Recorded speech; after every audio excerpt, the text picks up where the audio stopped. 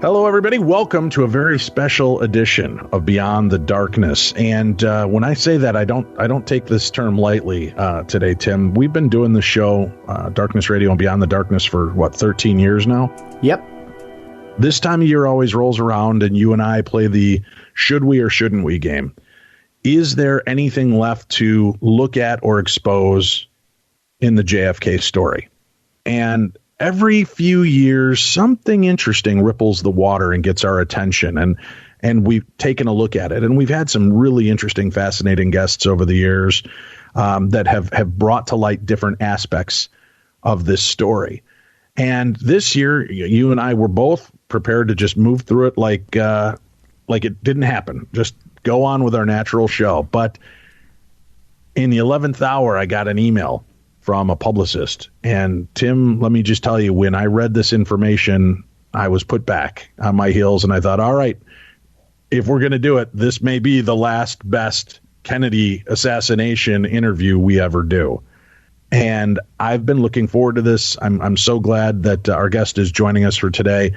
We're going to spend today focusing on this case. There will be no theater of the mind today because of the weight of this episode and the context, and due to the fact that it's not really in the paranormal realm, I want to avoid that aspect and just give our guest his due and his opportunity to share his story with us.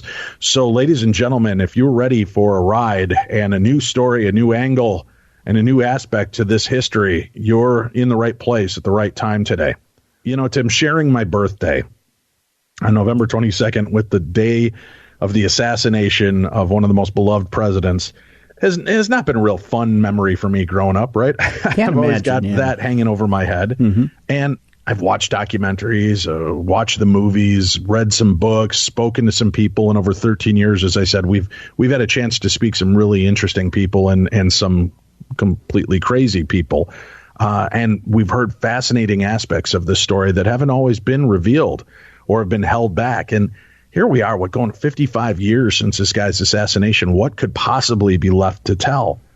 Well, there are a lot of conspiracy theories surrounding this assassination. And Christopher Fulton, our guest today, his real life story is not one of just those conspiracy theories. Christopher Fulton has come forward for the first time to give the country and the world some answers. Fulton had possession of the closest physical evidence to President Kennedy's fatal head wounds, and he was the first person since Robert Kennedy to listen to JFK's secret Oval Office recordings. He's put out a brand new book, and it's called The Inheritance, Poisoned Fruit of JFK's Assassination, co-authored by his wife, Michelle Fulton. And in this book and in our interview, he's unlocking some of the mysteries that have haunted our nation for the past 55 years. Christopher Fulton, thank you for joining us today on the show. Thanks for having me on, Dave. Why now? Why come forward at the 55-year mark?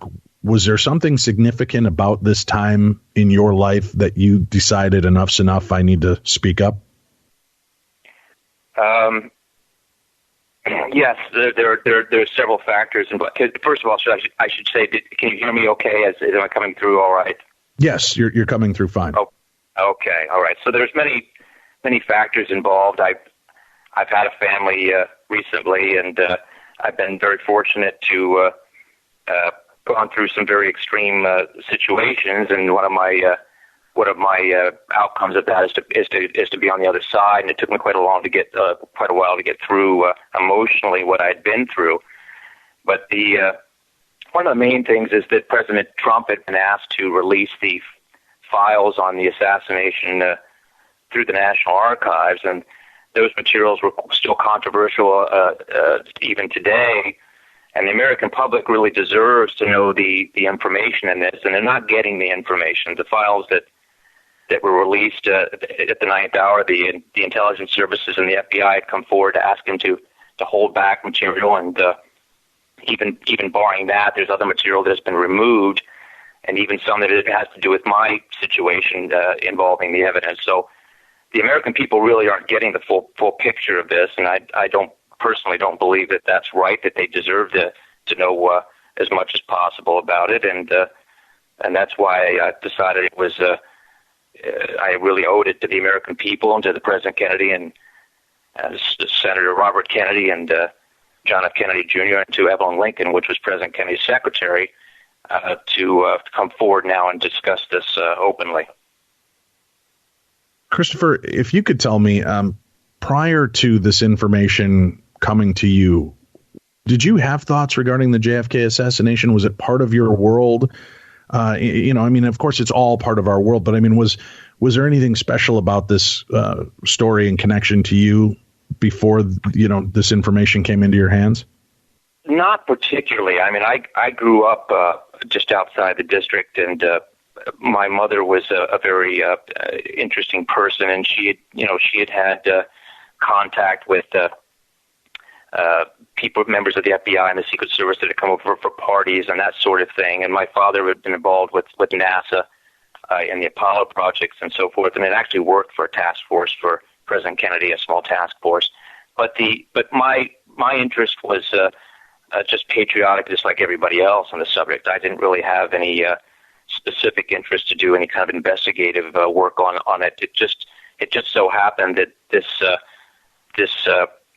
huge amount of information that was withheld for so many years for reasons and orders on behest of Robert Kennedy fell into my lap, myself and someone named Robert White, after she passed away. And then we had to decide how this was going to be best handled and what to do with it. How did you come to know Evelyn Kennedy? Yeah, Evelyn Lincoln. Or Evelyn Lincoln, I'm sorry, right.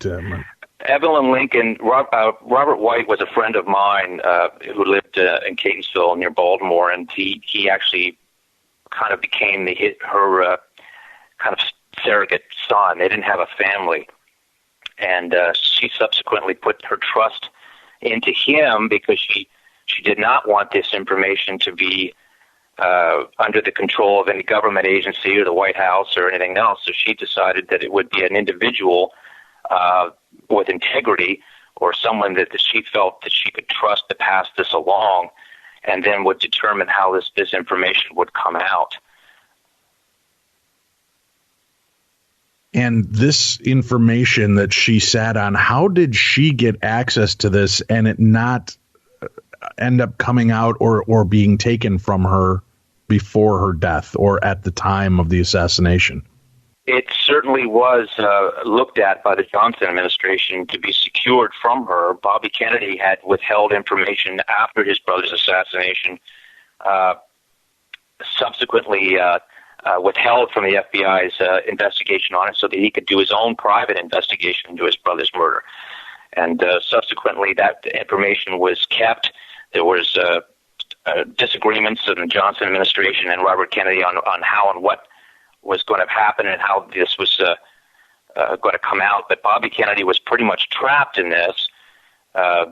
We were looking at a situation with a nuke exchange with Russia at the time, and if Bobby Kennedy had given the evidence to the American public, the administration would have taken the position that the evidence was enough that pointed to Cuba and to the Russian connection that we'd probably go to war.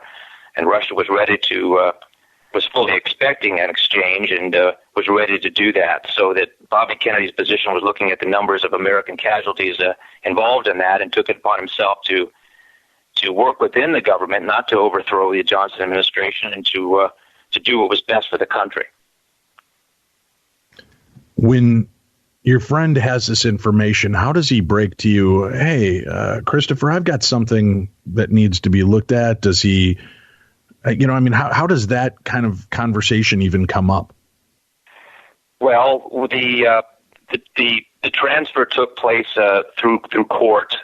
It was his inheritance took place through a court system. So he was, and the family was notified. I think the National Archives were notified, who didn't step in at that juncture, and so the transfer took place. Once the transfer took place, he was contacted, and I was contacted. I had pieces of this information that had come through Evelyn Lincoln, and he had the bulk of that. But he was approached by President Reagan involved in this, and I was approached by CSIS, which is the Canadian Intelligence Service, about this, and then we conferred on what was happening and who was approaching us. I had gone and actually made a trip to involved in my business, which was the commercial construction business, and had gone to Moscow, involved in that very early on, and looking at the developments with that country, and I was subsequently invited to the Kremlin, where I met a man called General Alexander Levitt, who was actually the head of their intelligence services at the time. I wasn't aware of this, but he's actually going to be running for the presidency as well. And he knew about this information and basically was debriefing me in the Kremlin on whether I wanted to release this to the American people through Russia, and I wouldn't be censored. Of course, I declined that, so I didn't know where. I didn't want to tell him that I knew anything about it, and then left Russia almost immediately. But Reagan wanted this to be very carefully thought about by both of us, because he thought that it was time that this information get to the American public, but he also didn't want it coming out through a foreign government or in any way that would the American people would lose faith in their government system. So it's a very delicate. It was a very delicate balancing act for both of us, and as it turned out, it didn't turn out very well for either one of us, actually. Well, now Robert Kennedy had this information. Do you think that his assassination in part was because of the information that he had regarding his brother's death? His assassination was based on several factors, from what I've been told and understand. But one of the majority factors involved, and that was he was going to inform the American people once he reached the Oval Office. He'd made a speech. He had made agreements with Johnson, prior that he was going to put this to rest and was not going to bring this up, and was going to continue to support the Warren Commission's conclusions. In private, he knew that was a falsehood, and that those conclusions were based largely on the fact that the Russian government had put pressure on the Johnson administration to come clean with the American people, to absolve them from any concern of possibly going to war. So the Warren Commission was not so much for the American public as it was to make sure the Russians understood that they weren't being held responsible, and there would be no surprise attack or exchange that would take place. All right, so we've got, and we're picking up some rustling noise again. I'm not sure if you're hearing that, but just letting you know. So Robert Kennedy plans on releasing this information and blowing the lid off once he takes the Oval Office. Why wait until he gets in that position to do it? I mean, if he wants to make a difference, why not make that difference beforehand? You know, I mean, by coming forward, I would think that would have locked him for the presidency as it was. That you would think that, but the weight that was put upon him the day after the assassination, I'd say within 24 hours, it was pretty well established what had taken place. And Robert Kennedy was essentially his power. He went from the second most powerful person in the United States, or maybe even, maybe you can even basically surmise it as a co-president if you want to go that far. But he went from that position to almost ineffective within a 24-hour period. He was cut off. He had no effective power. The FBI was dealing with the investigation reporting directly to Johnson. Johnson had made sure that he had no power. There was not a car to pick him up to go to work. et cetera, et cetera. So he was left in a very diminished capacity, and then he was faced with the decision of what he was going to do. The Russian government thought that he was going to plan, or the FBI was also concerned that he might overthrow the current Johnson administration and have another coup, which he decided was not in the interest of the United States. And then he had to look at the loss of they had looked very closely. Robert Kennedy, along with President Kennedy, had looked at the numbers of Americans that would be lost on a first strike basis in Moscow, and or an exchange with Cuba was the catalyst or the linchpin that was being utilized for that at the time, and decided it was in the best interest to stay pat. Now, as he continued, there were agreements that were put into place, and Robert Kennedy did have to sign an agreement where he was not going to testify in any capacity, and he would be a U.S. senator and stay put.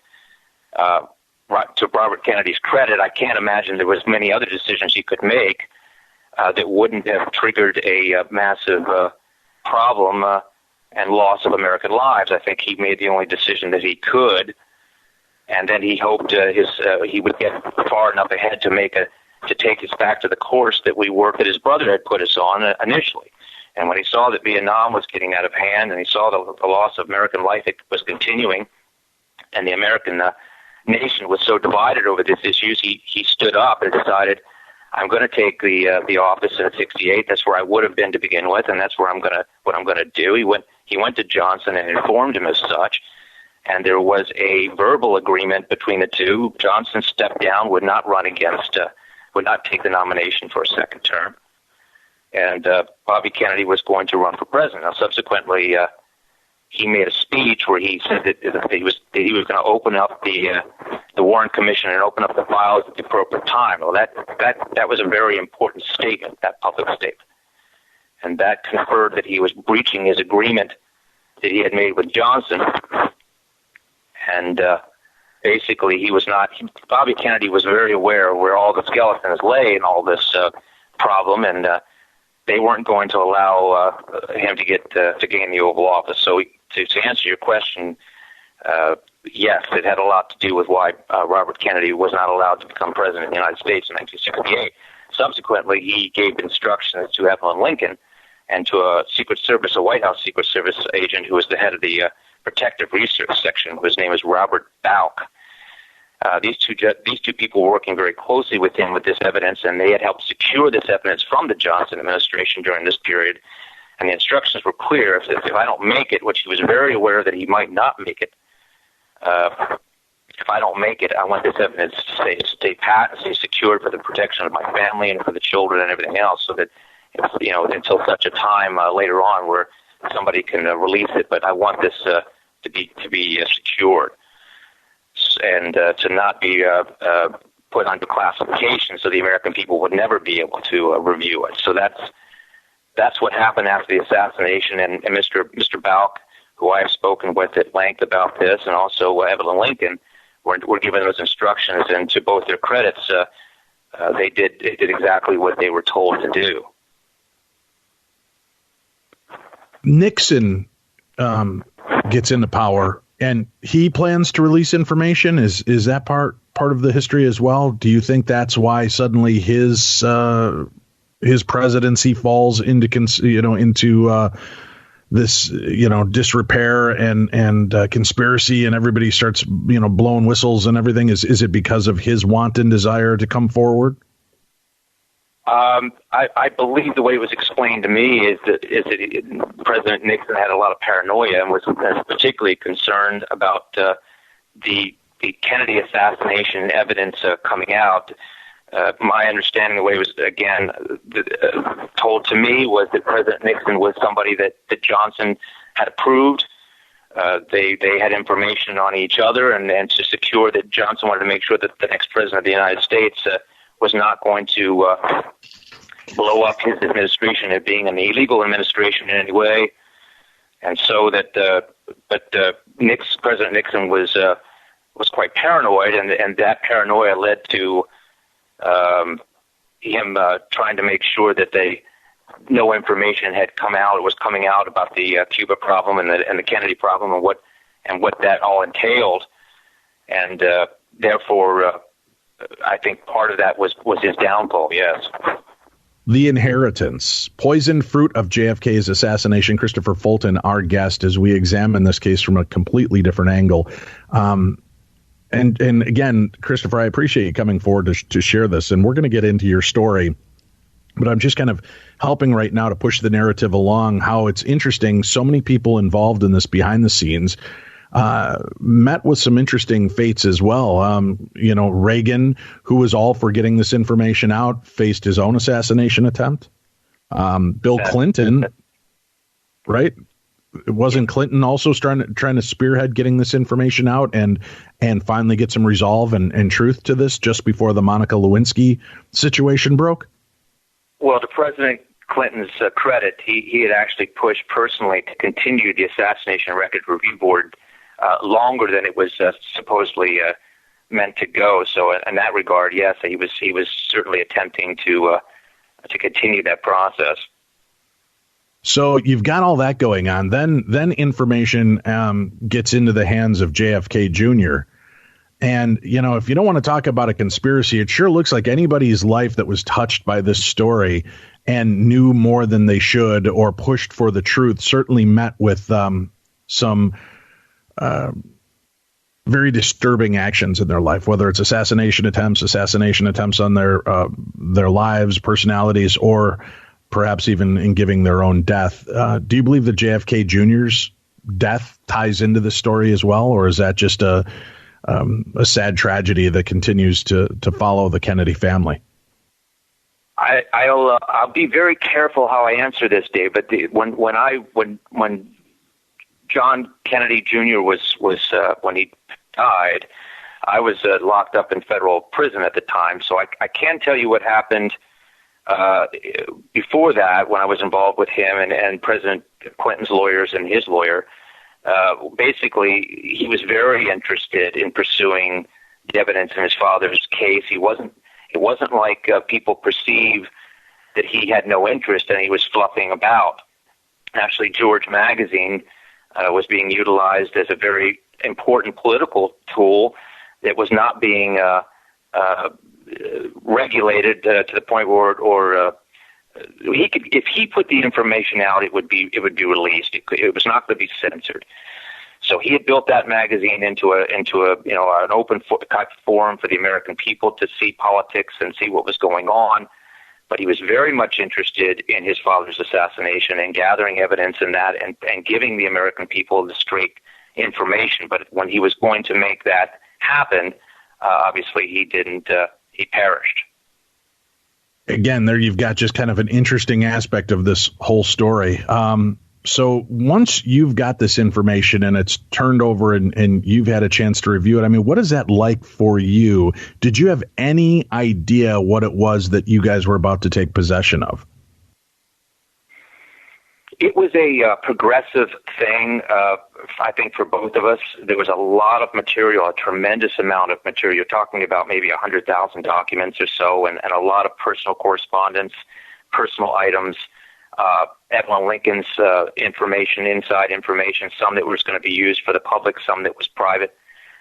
So there was a tremendous load of material, and subsequently we decided it was of such importance that we were going to do a book on this, and photographs were taken, and we had secured a very good agent in New York, but all of that got quashed down. Donald Trump had come on board in 1997, late 97. There was an auction that was taking place in Guernsey's in New York. Robert Whitehead was going to sell some of this material to get some funding to do some other things with. I was involved in that sale. I was asked to be in that sale. Subsequently, when that took place, it was a catalyst. The Justice Department got involved. A lot of other investigative bodies got involved. The Security Oversight Office got involved to the point where they now declared that Robert White and I were in possession of national security information. And so subsequently, the whole picture changed quite quickly. even at one point, somebody representing the royal family of England was involved very briefly. But it was an uncovering process as it went along. It wasn't an instant knowledgeable situation from day one, if that's what you're asking. All right. You guys are uncovering this, and as you said, you've got information that Bobby Kennedy had entrusted to Lincoln to protect this information because of how explosive it really was. When you were going through this and you were listening to these tapes, I don't know how much of it you're able to give away, but I mean, what were you most shocked by that you were hearing and reading and seeing in this evidence? What I was most shocked by is I was sitting in a room listening to the President of the United States talk to me one-on-one, and nobody had reviewed this information but Bobby Kennedy. And so I was the first person to listen to this, and it's extremely moving. Here's a very different president, probably from his predecessors, talking about things of great national importance and concern, and he was doing it in ways that were not standard practice. He would make phone calls to the men that were in the silos to see how they were doing, what they were like, what their thoughts were, who's got their finger on the pulse of this, and how are they going to be if it came down to that kind of situation. Talking about working a network of people that he trusted in journalism and in Hollywood and the places that were outside our national security apparatus, and getting intel from them, utilizing that so that he could operate in a way that would I don't want to say supersede, but certainly be outside the normal parameters of the intelligence briefings that would come in. He wanted to have a much broader perspective of what was going on and how to handle it properly. And basically the agenda was a peaceful world. I mean, I if anything I can say now is that, there were plans on the table, and this has happened since World War II, that we were going to go to an exchange with Russia at some point. It was inevitable. And why the missile gap was heavily in our favor, which wasn't known really publicly at that time, the thing was being pushed, the ideas were being pushed, and this was coming out of the Pentagon and so forth and so on, that we were going to hit Moscow first. That it had to be struck first, and that way the rest of the country would fall very quickly, and we would get out of the squeeze that we'd be in. Ultimately, one way or the other, this exchange was going to happen. So the Kennedy brothers were looking at this, and it was placed in their lap, and they decided they looked at the numbers of American casualties. Even if it was a first strike, I think they were looking at 45 million American dead, and they just said, no, this isn't happening. This is not acceptable, and whatever has to be done to stop this is going to be the main priority. And both brothers essentially lost their lives over this issue. There was a 9-day countdown that was happening at the time that President Kennedy went to Dallas on how this is going to be resolved, and a lot of Americans, I don't think, understand that issue. And President Kennedy was going to do things in a way that was not going to allow his brothers that he expected to get into the Oval Office after him to have a worse, a more complicated or serious problem off of Cuba than they had already, which would lead to the doors of Russia. And of course, the communications that were going outside normal channels with Khrushchev and with Castro as well. As a matter of fact, Castro was being talked to the day that President Kennedy died, and was trying to be allied with the United States and the UN to work together so that they could come to a peaceful resolve. But if that didn't happen, Kennedy had a backup plan to be able to go into Cuba, and the CIA and the mafia operations that were being used since World War II would have been cut out of that whole process. That it would have been a military operation strictly, and it would resolve this issue and this buildup of tension between the United States and Russia. I don't think people understand the seriousness of all of that, even after they know about the Cuban Missile Crisis. and they understand what was happening in some of that, but they don't understand that it was a continual problem, and it came to quite a head in November of '63. Did when you're reviewing that audio and you're hearing these voices and you're hearing this compassionate leader talk about what's going on, and there's a possibility of 30 to 40 million Americans being lost in this. Was there ever a mention of what was an acceptable number? I mean, was there ever any context given to that, or was it just no American life was going to be acceptable? I've seen the documentation from that was prepared by the Central Intelligence Agency of the numbers of acceptable losses across the United States, even to up to current type of time. I saw these documents in the 2000s. But that is an acceptable thing that is being looked at through our governmental agencies. But the Kennedys took the position that no American life was worth this. Not even he was also concerned about the men that were being lost in Vietnam, and we're going to stop that.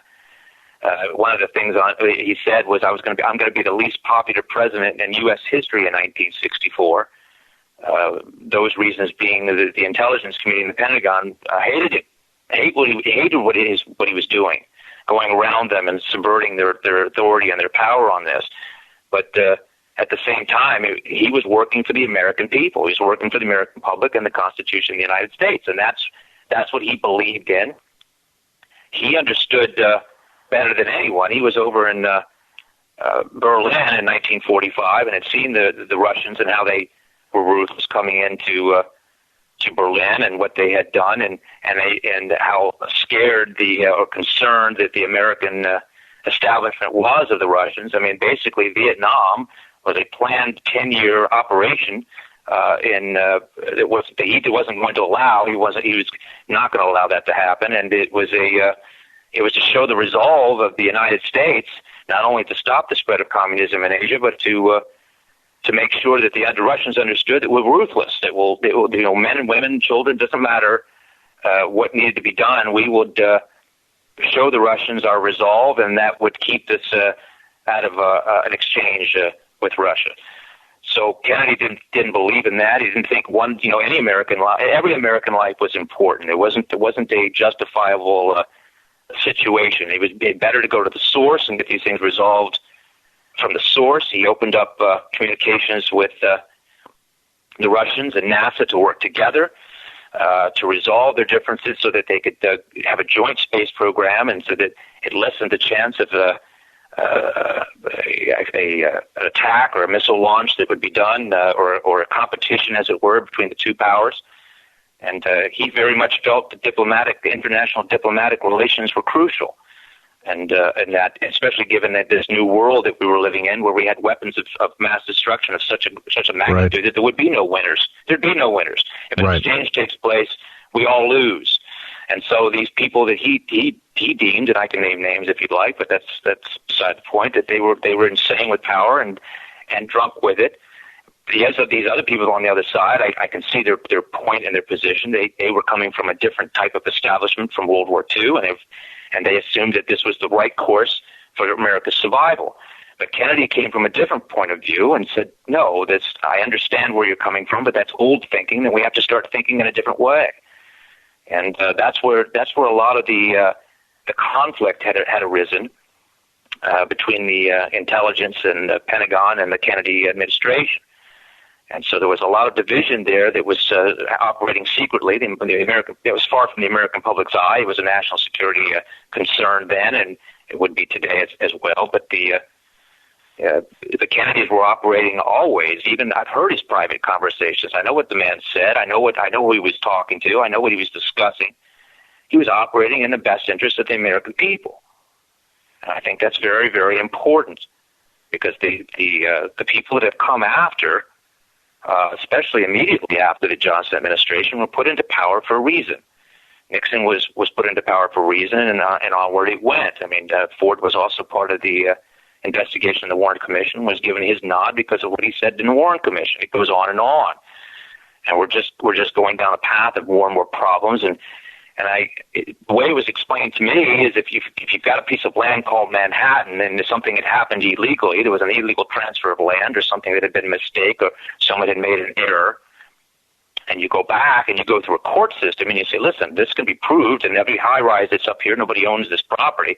Nobody wants that. Nobody wants to reverse the engines and say that every law that's been passed or all the government decisions that have been made, and a lot of them have been good, are no longer valid. That's not on the table. So the Justice Department has been given authority to say there's going to be no chasing of any prosecutions in this case. We're not going to do anything in regard to this, whether there's new evidence tendered or not.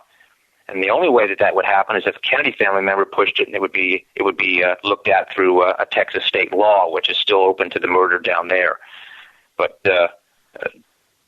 John F. Kennedy Jr. was very much, like I said, very much interested in the evidence that I possessed. I'd like people to read the book so they can get the information through the book about that. But we had discussed at length some of the things that he thought, and he felt that the American people felt that it was his responsibility in a lot of ways to resolve this problem. But I don't want to talk about that specifically. Well, why don't we do this? We're up against a break. We'll come back. Right. In reviewing the information, did Christopher Fulton feel like Kennedy was aware that this assassination might be forthcoming, that he might not make it out? We'll talk about that and talk about Christopher's story when we return. You're listening to the best in paranormal talk radio. This is Beyond the Darkness.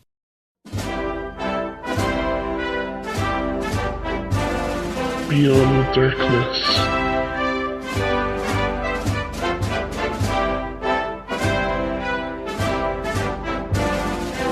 Welcome back to the show. Beyond the Darkness is on the air. I'm your host, Dave Schroeder. Along with me, Tim Dennis. Our guest today, Christopher Fulton. The new book, The Inheritance, Poisoned Fruit of JFK's Assassination. The book is out and available November 22nd. So make sure you go order it. We'll have a link up to that book on today's show, so it's easier for you to find.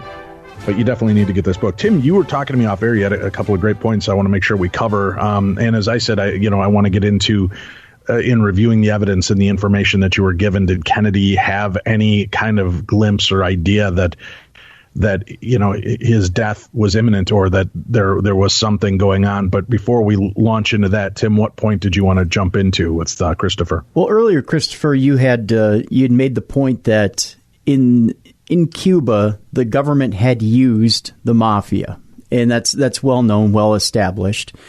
In conspiracy theory, it's been established. I guess in conspiracy theory, it's been established, or the point is brought up specifically about Santo Trafficante and how he had a beef with the Kennedys, and that Joe Kennedy had this relationship with the Southern Mafia, and then later on, Trafficante really had a problem with the Kennedys, and the fact that Robert Kennedy specifically wanted to shut down organized crime.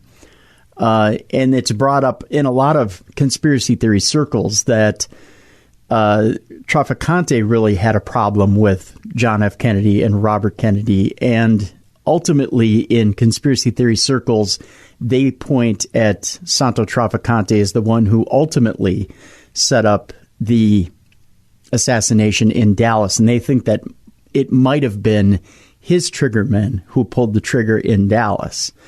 I guess I take the long way around in this question by asking you, in your findings, do the mafia have anything to do with the assassination of JFK? Do they end up coming around in this scenario? I'm sorry, I cut you off. No, I was just finishing the thought. Do they end up coming around in this scenario at all? Well, the mafia, it was explained to me that they were utilized in World War II, and it had come aboard on that aspect. They were intertwined with the United States government intelligence services, and they were being utilized during the war to win the war. And then after the war, they stayed on in a capacity that was being utilized for what was necessary or what they were good at. The President Kennedy, or Senator Kennedy, as he was being running for election in 1960, they'd offered the vice presidency to Lyndon Johnson, pretty much almost as honorary, just a note of some sort. But Johnson was fully aware of the fact that Kennedy had Addison's disease, and probably the statistics on him is he wouldn't live past 62. And John F. Kennedy himself knew that that may be the case, and certainly was taking not only one doctor's information, but another's doctor's information to keep himself going for the American public, so that he can continue and doing what he was doing. Jackie Kennedy thought her husband was a very important person making a difference in the world, and I believe she was right. Johnson was brought on board. Johnson did come on board, and Hoover had told Kennedy in no uncertain terms that if Johnson wasn't on board on the ticket, that it would all end right there. There would be no going forward. Now, the way it was explained to me is Lyndon Johnson came on board to protect a lot of the interests of the mafia side. And maybe it's true, and this is speculation on my point, that the Kennedys, especially Robert Kennedy, had overzealously pursued the mafia prosecutions in retaliation to balance that off against the Johnson's position. But there's no doubt that the mafia connections there. But someone like, to answer your question, Mr. Traficante, who I certainly don't know him and never met him, I don't believe he would have the power that it would take to assassinate a sitting president and walk away from the situation. You have to look at Lyndon Johnson, who was the sitting president, who made decisions as they were happening on that day to ensure President Kennedy's assassination took place fully rather than an attempted assassination. I might have to describe that better if you want me to. Sure. Yeah. Let me ask you this before you describe that. Let me ask you this. Do you then feel that it was towards the end of Santo Traficante's life, and I believe it was while he was in prison, he was kind of half out of his mind. He was starting to get a bit of dementia, and in that, I believe he said something to the effect of he made a half of a deathbed confession where he sort of admitted that he took out or had Kennedy taken out, JFK taken out. Do you contribute that to a man who's suffering with dementia, or do you contribute that to a guy who's maybe boasting or trying to make a name for himself, or do you believe that that's actually a true confession? I would contribute that to the fact that nothing happens by chance, and generally it's the people that are in the service, or one way or the other, whether I guess it's the mafia or the intelligence services, they take orders, and certainly Johnson was part of part of that world. So they're having a hand in all of this. I have no doubt that that's absolutely correct. That they did have a hand in this, and they were utilized as part of this process. And to answer the other thing you had brought up earlier, maybe I can address it now. President Kennedy was very aware of the fact that he was in a vulnerable position. I'd read Jackie Kennedy's wills starting from 1962. She had made quite a few of them, and she was very, very concerned about an assassination even in 62. But the assassination that they figured was coming, or what they were their understanding of it, was it was going to be a false flag attempt to push him into a position with the American public to invade Cuba. So on November 22nd, President Kennedy was notified that the attempt, if there was going to be an attempt on that day, was called off, and he thought his information was good. The information that had come to him before had been good, and supposedly, I guess it was called off, and it was called back on very at the last minute. He had made sure that Jackie had worn that pink Chanel outfit to make sure that she was a very visible person in that limousine, not to be hit. But President Kennedy was a very brave soul, and he figured that he could die at any time. Evelyn Lincoln had actually warned President Kennedy before he went to Dallas, had told him verbally that there is a talk that you're going to be shot at in Dallas. That came from the Secret Service that her husband had overheard in Washington. This was Johnson's Secret Service now. So Kennedy said, I understand, and that said if they can get me anywhere, they can get me in church, they can get me anywhere, and was very brave about all of that. What he was doing and what he was involved with wasn't matters of a simplicity of whether a state was getting funding for a project or something. We were talking about whether the world was going to continue in a way where we all survived. We didn't. So in that capacity, he took it upon himself that it was more important than any aspect of his life. And we all were benefited by that ability, or by that person that came at the right time. If Nixon had been in office at that time, I believe it would have gone very differently. All right, man, it's like a sip from a fire hose as we examine all the different aspects of this case. And here you are, you get this information in the mid-'90s from the estate of Evelyn Lincoln, and it's your story starts to build from here. And I guess I want people to read the book because it's important to hear your story and the full story. And in this case, I know we're not going to do the full story justice in a 90-minute interview, but I want to make sure we touch on the fact of how this impacted you. You get this information and everybody's aware of it. I mean, you're actually in touch with presidents and other people that know about this, and sons of presidents. And where does this suddenly... Reagan had actually stated that we know more about this than the President of the United States, which I thought was a very interesting comment. You know, how do things suddenly... I was asked recently. Go ahead. I'm sorry. No, please go ahead. You were asked recently. I was asked recently. I mean, in the writing of this, at the beginning of this process, to go, if I would be willing to go in and to Washington to have a private meeting with Mike Pompano, who was the CIA director at the time under Trump, and brief him on this. And I said, no, I don't think at this time I want to do that. But yeah, I mean, there are certainly interested parties in all of this because, like I said, the information, most of the information the American public has no clue about, and there's certainly been a lot of good research done on this, and a lot of good people have brought a lot of information to light. But you know, this stuff had come directly from the Oval Office and directly from Robert Kennedy and what his intentions were, and so forth and so on. So I think it's kind of important.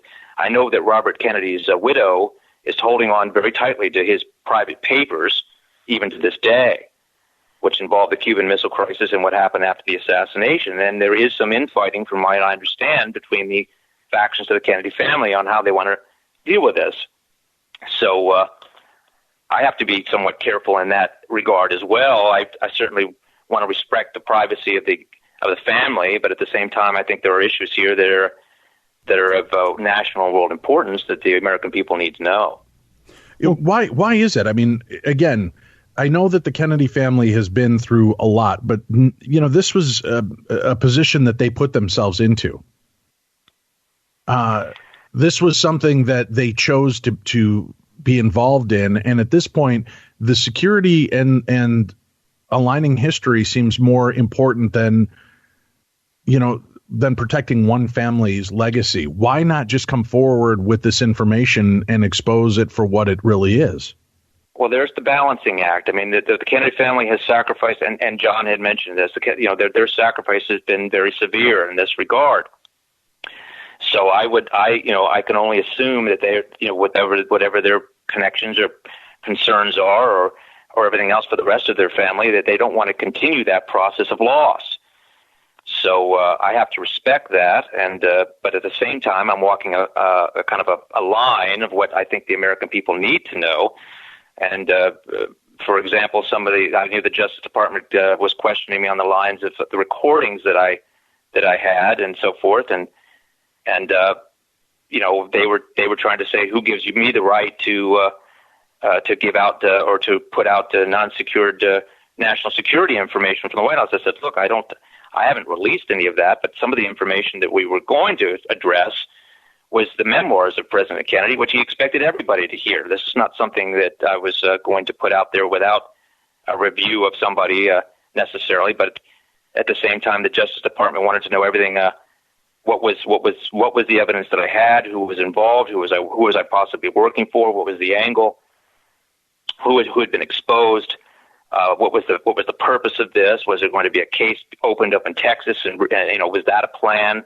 Which there was no plan for that. Nobody had ever discussed that on the table.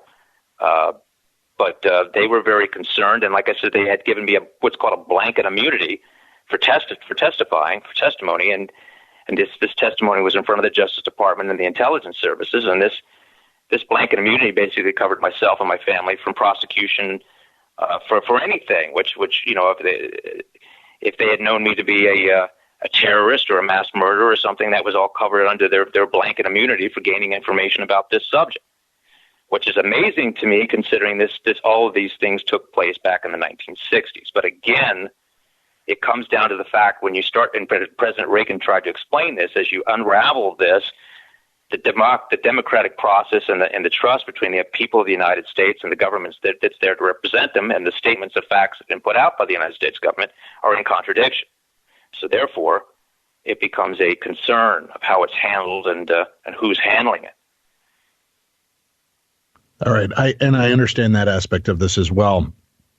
Man, it's a thin line, right? Because there's the need to know, and the world should, and Americans should know what has taken place in the past. And the fact is, that it's still covered up, and that there's probably still very much a shadow government running things and keeping this in play. Don't you feel that kind of needs full confirmation at this point? Our country and our world right now seems to be a little bit out of control. Is it time that something happens and people step up, and we as Americans try to take our country back into the hands of the people, as opposed to, sides that don't really seem to worry about the people more than they worry about themselves? The national security card has been overplayed, and that's something that President Kennedy was concerned about even in the 60s, that would take place. And of course, a lot of the things that he was discussing, it's eerie, because as he's talking about it, you realize we're in it, we're living it. So it's just as current and important as when he said it as it is now. But I can tell you from experience some of the important things that the American people should have seen that Robert White was in possession of. He was forced to sign agreements with the Justice Department and the Kennedy family. These agreements are private and secret, and these items were confiscated from him and placed into the office of where they security oversight office, that they call it. And what they do is they classify things on whatever level they have to be classified. And the materials that came from him, some of these are really important in identifying what happened during the assassination, have been classified, and the American people are not going to see them. So I think that's important to the National Archives if you want to do your homework, or if somebody wants to do the research specifically into Evelyn Lincoln and to Robert White's depositions that were done that are available, that can be seen. I think it's important that the American people know that they're not being given the information, that's being withheld. All right. Talk to me about the fact here they're offering you deals. They're trying to give you some immunity. You ended up doing prison time, and not cushy prison time. You were cycled through some of the gauntlets of the worst prisons the country has to offer. Where do things jump the track for you? From having this information to, people wanting you to testify, to people wanting you to share this information or come forward, to suddenly you're in prison. How did this all break down? Well, subsequently, my life was pretty much like anybody else's in a lot of ways. But when this stuff began to break, the government isn't really concerned. It didn't seem to me with what you know or what you have, unless it becomes a concern where it becomes too public or that you're in a position where it goes to court. Now that changes the game for them. So for me, I went from living my life to being pulled in. There was a subpoena issued for Robert White to testify, before the Assassination Records Review Board. That subpoena was issued by Frank Hunger, which is the Attorney General of the Justice Department. That subpoena was very all-encompassing. It was a very broad document. It was it was one of those documents that included me and pulled me into it. And under law, I was supposed to be testifying and pulled to testify in front of the board, the Assassination Record Review Board. They took a position with me because of the evidence that I had was so volatile, I guess, that I wasn't going to be allowed to testify in front of the board, that they were going to issue a secured warrant and indictment under seal, and that I wasn't even going to be notified or contacted in any way about it. I was just going to be brought in. And they wanted to break me and show me the resolve. And when I was put through some things, it's reserved for the. I was hand in hand with the biggest terrorists in the world or in the country, and mass murderers and all these other people, and I was treated no differently than they were. My charges that they brought me in on were from 6 years prior to that time. I had signed a federal loan guarantee, which I didn't understand that at the time, but it was a guarantee with a bank, and I put my income statement in the United States, and it was not correct.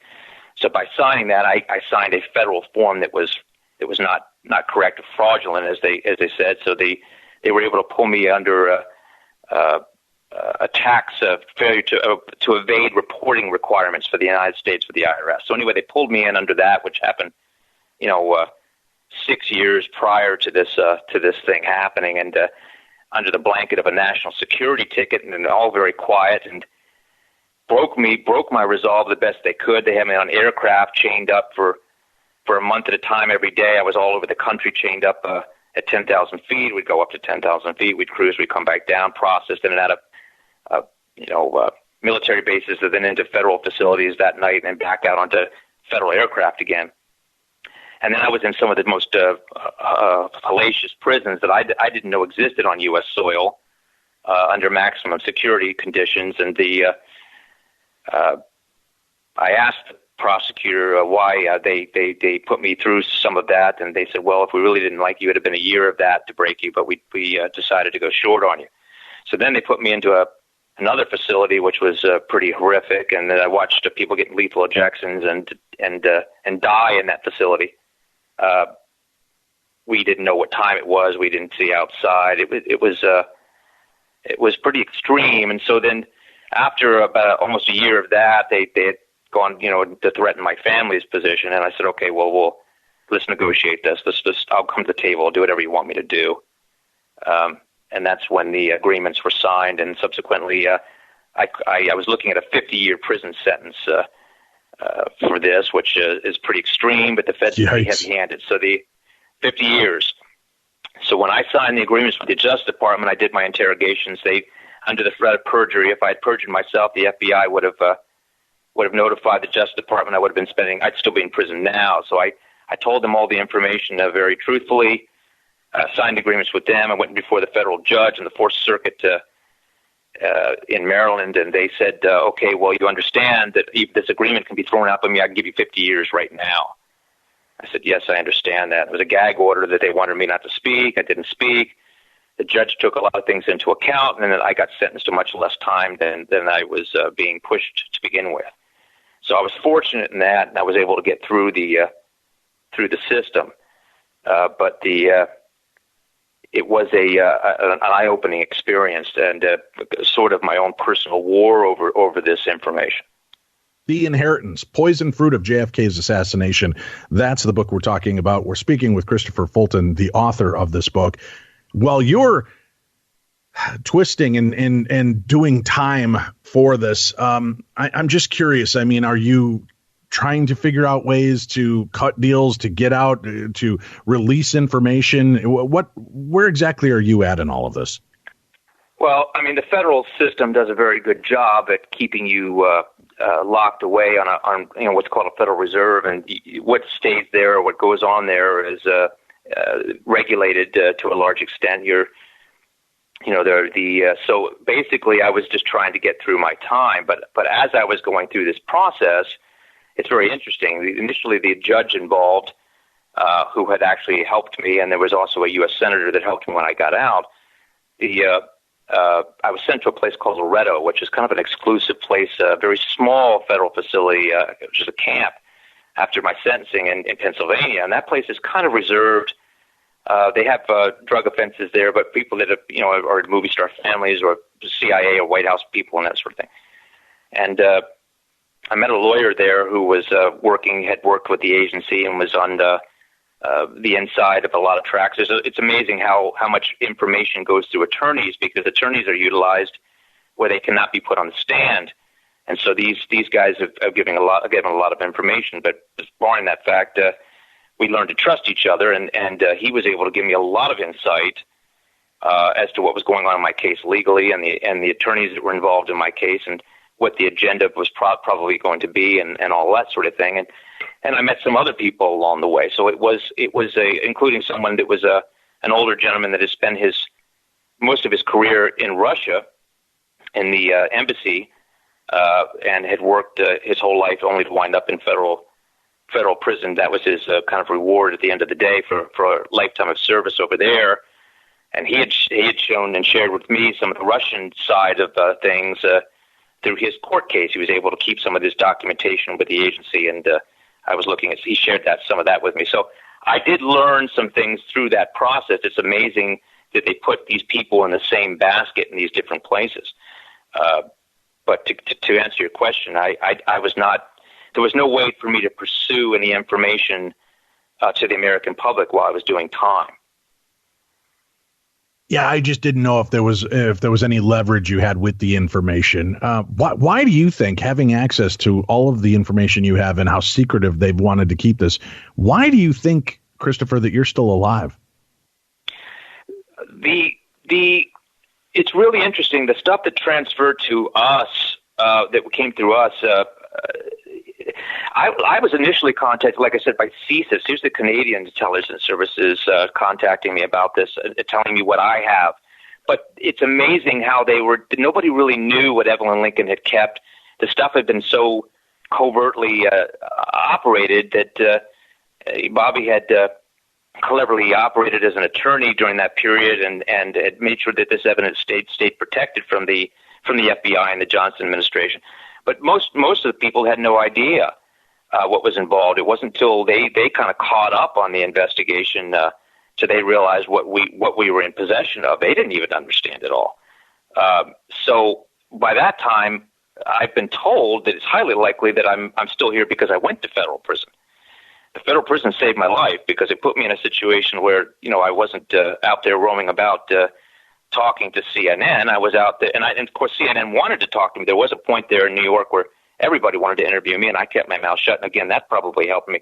But I'd gone to prison, and there was no access. They had control, so that probably saved my life. To answer your question, so much information, so much of what you know, was held secret for so long.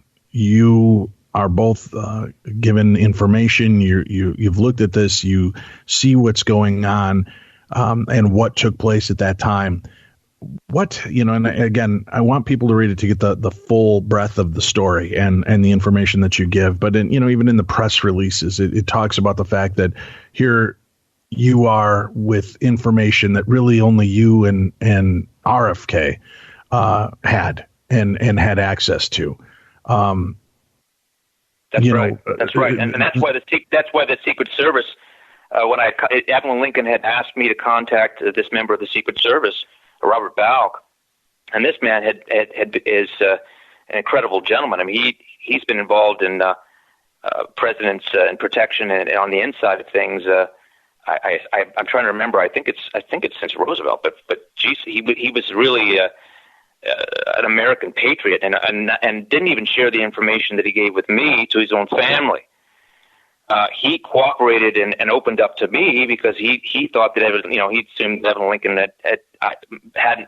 she had given me the blessing, and therefore I was working for the family and gathering information for the family specific. And of course, I was not authorized by the family, but he was inclined to discuss this with me and wanted to unload this.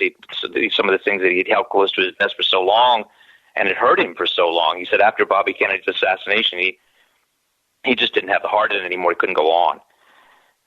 He had told me that he was been ruled by law his whole life, and he was very, very impressed by John F. Kennedy, as my father was, and said that he really appreciated what he was trying to do, and that when his assassination took place, his allegiance went to Bobby Kennedy and not to the promotion that he was going to be given to be part of the cover-up. He worked with Bobby Kennedy in connection with him. And when Bobby Kennedy wasn't able to reach the White House, he said his heart just wasn't in it anymore. He went in with Nixon, or he went in for a short time after that and just left the service altogether. The evidence that you were able to see regarding the head wound for Kennedy, can you give us any insights on that without completely revealing the hand of your book and things that you still have to keep undercover? The evidence that I had was the closest physical evidence, other than for the president's body himself, to the head wound that he received. The evidence wasn't supposed to be there. The Secret Service was not aware that the evidence was in the car. The evidence was subsequently left behind at Parkland Hospital. They didn't believe that when they got the initial report that that this was a hoax or something, because they had accounted for everything. But this was the only piece of evidence that fell outside what had gone back to Washington within 24 hours of the assassination. Bobby Kennedy made sure that it was picked up specific by Mr. Bauch. He went from Washington to pick it up, and it was kept by him to run his own forensic evidence on, and kept as a way to determine what was involved and what had actually happened, and maybe who were the players involved in this conspiracy, which of course it certainly was. Bobby Kennedy used that evidence as a power tool, as a playing card, as it were. And to his credit, his intention was to bring that out to the American public when he reached the White House. But I understand his position was extremely difficult, and what he was doing was in the best interest of the American people. In a different scenario, what you brought up earlier may have been right. If he had said no, the American public is not my primary concern. I'm going to share this and come right out with it. In consequence, it may have shared his life and spared his life, but the outcome could have been dramatic, and it wasn't worth the risk. So in regard to this, not only was factions of our own government involved in making sure that the conclusions fit the bill, but it was Robert Kennedy himself that was had to be in collusion with this. It was not something that he could have done without great detriment, I'm sure, but I can't think of any other way he could have handled it, and that is why the investigation of this thing is so difficult, so damn difficult, because you're looking at it from both sides being in cooperation at the same time to have a conclusion that's in the best interest of the country. So as you're trying to find out the specifics of this, it becomes almost an impossibility. There's no side that's able to have the power to dig it out. And that's why this thing is left unattended for so long, and the American people, I think, have gotten it, and I certainly feel it, that they've got it into their psyche that they've been lied to and not been told the truth, and therefore there's been a disenchantment with the government ever since, and they certainly have the right to feel that way because that's the truth. But I think if we can come clean on some of this and not look backward, necessarily trying to lynch people or to do whatever, but just to say, look, this is what happened and this is why it happened. And so we understand history more clearly. We can have a better ability to maybe move forward and to make better decisions on things that are happening now. Do you believe that in the information that you had and were able to review in its entirety, do you believe you know who killed Kennedy, who was behind it, and why? Or were you still only a witness to an aspect of the story, a small segment of it? I have a small segment of it that I can only speak about that intelligently, but the small segment does give you the picture of what happened. It does show you what was taking place, and enough information that the public can understand the issues that were involved. As far as the specific people that were pulling a trigger on a weapon, I'm certainly not going to make any light of that. That's certainly very important, but at the same time, it's like anyone who goes to war or anything else. You're given an order, and that's what you do. But I think the real more serious issues for us right now are the issues that we have for the country, where we're going and who we are as Americans, and how we're going to define ourselves. And I think it's important that we look at this as a fundamental starting point to get the information and the facts to the public, so that we can move forward in a much more clear picture. Can you tell us, in your estimation, was at least one of the triggermen or one of the people was Lee Harvey Oswald?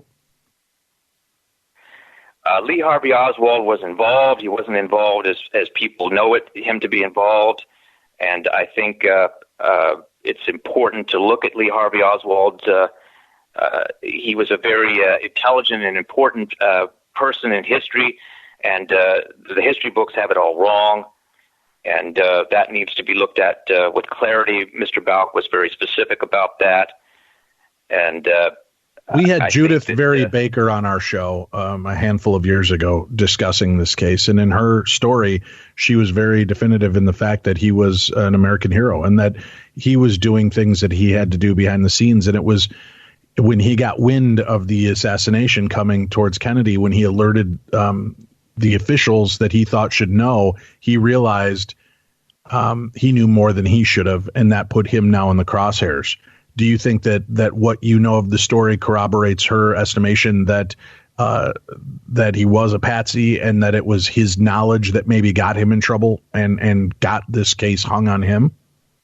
Yeah, I would agree with that. Lee Harvey Oswald was put in a multiple facets of positions, and that's why he was being utilized. He had touched the corners of many different things that were happening. I think he wanted to matter in the world, and in the end, he mattered in a way that history wrote him the wrong way. But I think that he was very much interested in trying to do what was in the best interest of the United States, but that was not set up that way. A lot of the information that are in the files that you read about Lee Harvey Oswald was planted there for a specific purpose. So when you're looking at a piece of government evidence on Lee Harvey Oswald, that's not necessarily the correct information. What you're seeing is something that was put there for purpose, for his ongoing operations within Cuba and then ultimately Russia. So you're not getting a correct picture of Lee Harvey Oswald. So we're getting what was placed into his files, so that if anybody else received or got access to his files, they would think that he was the enemy, that he was part of the bad guy. He was part of this whole thing. That was the idea. Yes. Fascinating. Very, very fascinating. Strange. I appreciate you coming forward on this, and I know there's so much more to cover in the book. When you've got a few minutes left here with us, what would you like to address to the listeners around the world that are tuning in right now? What would you like to give them as something to take away from all of this? Well, what I'd like to say is the information that I came into possession of and had seen and been exposed to, and the secrets and the truths don't just belong to Bobby Kennedy. It's not just his mantle, or Evelyn Lincoln's, or Robert Balk's, or John F. Kennedy Jr.'s responsibility, or even Robert White's or mine. They belong to the country, and they belong to all of us. So that's that's what I'm trying to do. I'm obligated to share that and do the best I can in that regard, and hope that it's a positive change. Hope it affects things in a positive way.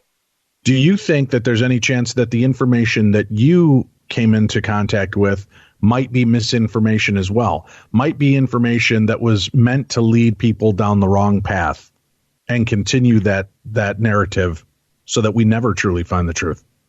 Nothing would lead me to that conclusion, because I'm looking at things that came directly from, the desk of Bobby Kennedy, or from the desk of the president, or from Evelyn Lincoln specific. These are the people that were involved firsthand of what was happening, and this stuff was held onto very tightly until till we came across it for purpose, and the purpose fits perfectly in the scenario of what I was explained to me. So it was a very complicated bunch of issues that knowing one piece of the puzzle doesn't necessarily give you the full access. But if you look at it as an overall picture, decisions were made and in the best truth for the American public for us to survive and continue on and so forth and so on. Again, you're dealing with global issues here that are of great importance, and these decisions were made at a time where the world was very different. But again, what I think is extremely important is if you're exposed to it and you look at it, where we were at that time, what was discussed and how these decisions were made and where we were going. I think if John F. Kennedy had continued and Robert Kennedy had continued following him, that the world would be a very different place. So we would be looking at a very different scenario than we're looking at now. I think the nightmare situations they were looking at in 1963 have manifested out of control and have been utilized for bad purpose. And we've gone down a very long road of mistakes, and it led us to this point. And I think we need to pick those pieces up and start to fix the problem from this point. I appreciate the time, the coming forth with this story at this point in your life. And I hope that this does shake some things up and gets people to reevaluate where we stand. Do you think, in your estimation, do you think, as much as we all want the truth, kind of in the immortal words of Jack Nicholson from A Few Good Men, can we handle the truth? Do we? Although we should maybe know it, it's something that should be told. Is it something that we're ready for? Well, there's a lot of people in power that think we aren't willing to do that. But if you forget the people you're protecting, if you forget the reason why the government exists, if you forget why the Constitution was written and is still valid today, you're forgetting the very reason that these entities are in effect. That they're in effect for the protection and the betterment of the American people. And when you look at a U.S. passport, and the U.S. passport says this bearer deserves the protection of the government of the United States, and I believe that goes as far as the truth as the United States as well. You shouldn't hide behind a national security the ticket for everything you do. Obviously, there's need for national security and on multiple levels and on things that are happening, but not. You're looking at something that occurred in the 1960s. Why would you need to continue that process? Well, they're continuing that process because so much has been built, so much mud has been built on this foundation of a lie, and multiple lies, because that we're not able to handle the facts of the situation. If you want to stay in a elementary school or a high school situation and never progress past that point, then I encourage that we not look at these facts. But if you want to look at them intelligently and discuss them openly and take them on, then we can progress onto a further level, and we can mature in that and go to a different place in this country. We can be more united in purpose and be more involved in the decision making process. It's not left up to officials that are not held accountable for what they're doing. There's over, I think, 5,000, maybe even higher books that have been written about the JFK assassination and the story surrounding it before, during, and after. What sets your book apart? If people pick up The Inheritance, Poisoned Fruit of JFK's Assassination, what are people going to get from your story? Which this book is your story and your aspect of this. What are they going to get that's new, that will give them insights that they have never had before? Well, that's what the Russian government had put to me. They said, well, there's been so many books, and they quoted a number, and we look at everything just like your government looks at everything. And he says, well, you guys have been given access to information now that is documented. What are you going to do with it? What's your intent? What's your purpose?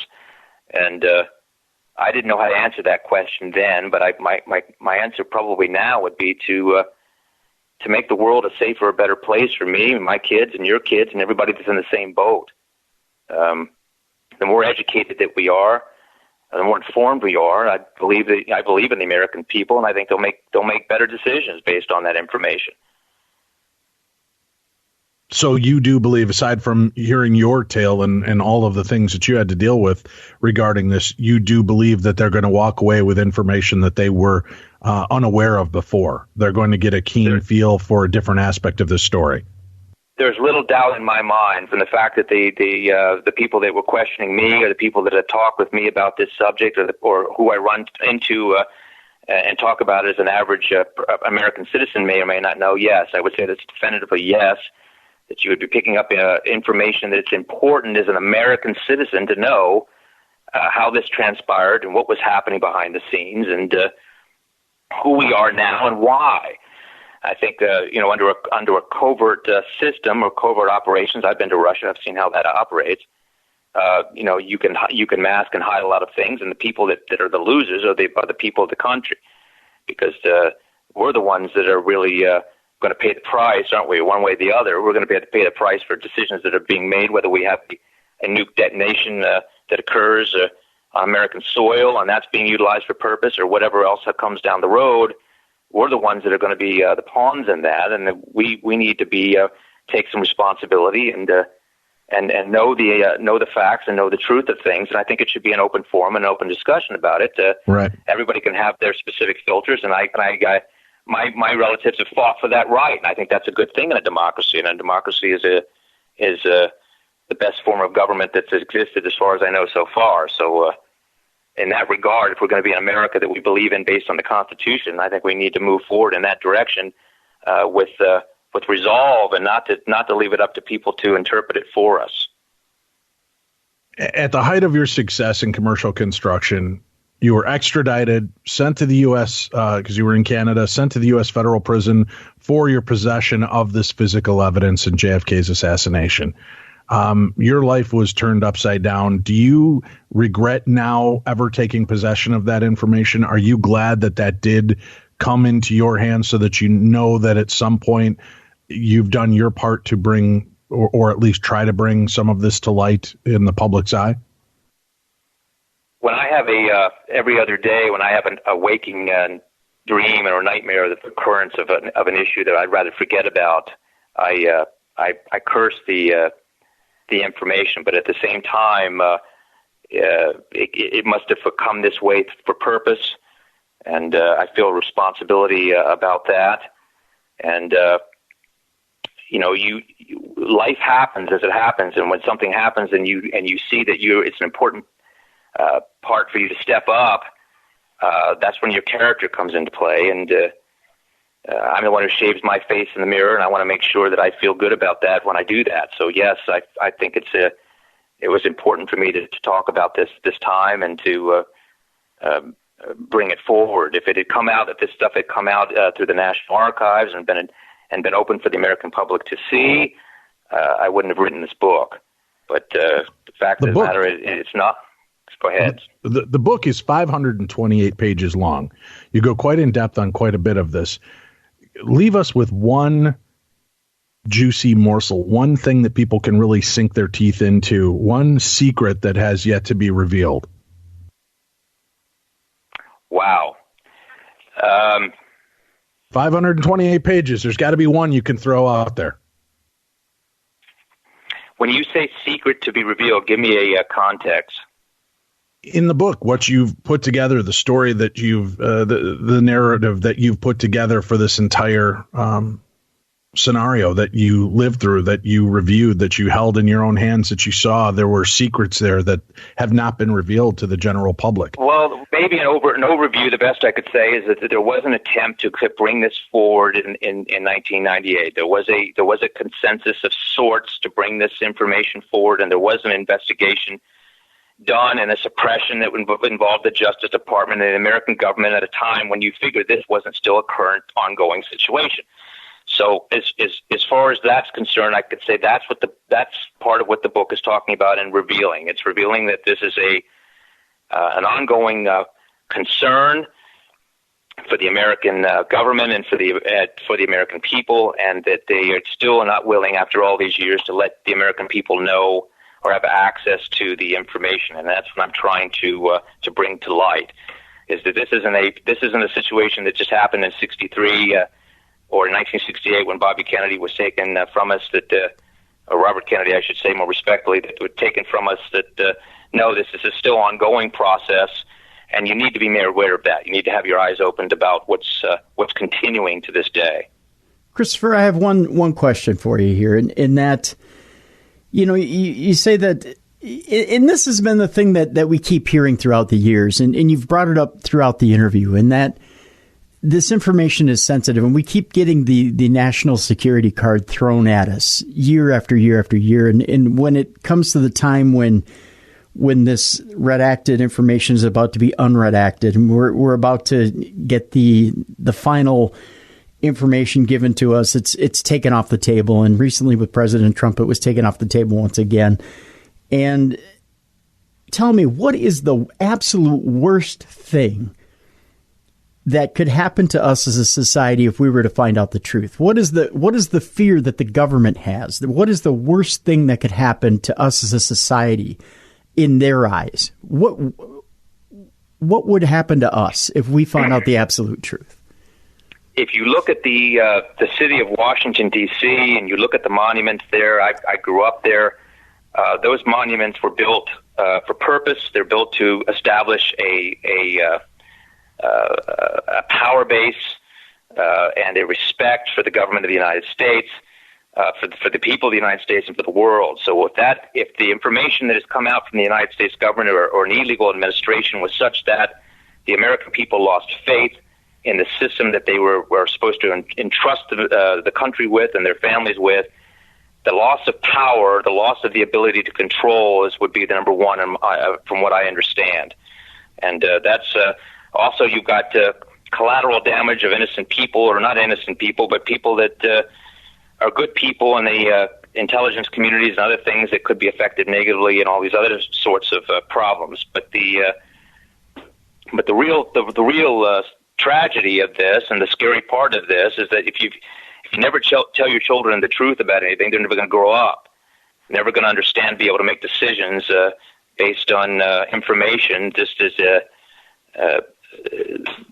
that gives them the best ability to move forward. And in this situation, I believe that's exactly what's happening for too long. We're covering up too many layers of this for too many reasons. And to answer your question, the number one problem would be a diminished capacity of the ability to respect the government, the governing body, and the people that have been put into office. And that's directly what President Reagan had discussed with us, which was the fact that he thought that government wasn't, he thought government now is the problem. It has become the problem. It was the problem. It is the problem. And it's time that the people start being notified of these situations. But if you forgive me for using this example, tell me if I'm wrong in this example. Let's say Grandma and Grandpa are long gone. They're passed away. And you find out that Grandma had an affair on Grandpa, but they stayed married for 60, 70 years. Is it in that context, could you not forgive Grandma for having that affair? Or do we take it too lightly under the auspices of time? Do we say to ourselves, you know what, time heals all wounds? Maybe we can forgive that bit of a I agree. If you are prosperous and doing fine, why bring up something that would be hurtful? But I don't believe that that's the case. I think this country is more divided now than it's been in many decades. I think that the wound is never healed. That it's a constant concern or nagging problem that is a catalyst that's led us to this point. And if that's the case, how do you ever have a satisfied person in that? You're going to have to address the concern to move forward. And the problem, one of the biggest problems, is we haven't addressed it. We keep sweeping it under and not openly talking about it. And so this is just gaping. As Reagan said, anything that has to do with Cuba, anything that has to do with the Kennedy brothers' policies and what they were doing and trying to do is considered a national security concern to this day. And again, if we were prosperous and the country was doing fine and we were united on issues and moving forward in directions and the world were looking at us favorably, I say, what's the point? Mm-hmm. But that's not where we are. Okay. It's just too gaping of a wound to let that time will never heal it. Is that's where you're coming from? Well, what I'm coming from is it's an issue that is ongoing and is not been put to rest, and people have an open concern ongoing even to this day, and a lot of the concerns that they have ongoing now also trace back to that period of time. So if we weren't concerned about it, I'd say let it go. But the point of the fact is that we are still very much divided, and we're not going in the direction that we should, and we're fighting against each other in such a way that, to my point of view, it's one of the biggest national security concerns that this country has. I mean, other countries look at us from the outside and say, "My God, they're divided, they're vulnerable. How are we going to carve up the United States when it falls?" Now, I hate to say something like that so bluntly, but at the same time, I think it's a serious issue, and we better be aware of it. To be naive of it is foolish. If we're at this point, then, where we're so easily carved up, why is now the time to bring out this book? I mean, this would seem like a time, if we're that vulnerable, do we really want that information out there at this point? I would think it would be helpful in healing divisions or healing wounds. If I find that that's not the case or I'm doing damage, I would step back and shut down. I'm not in this for fame or anything else. I'm just in this to do what I think is responsible for me to.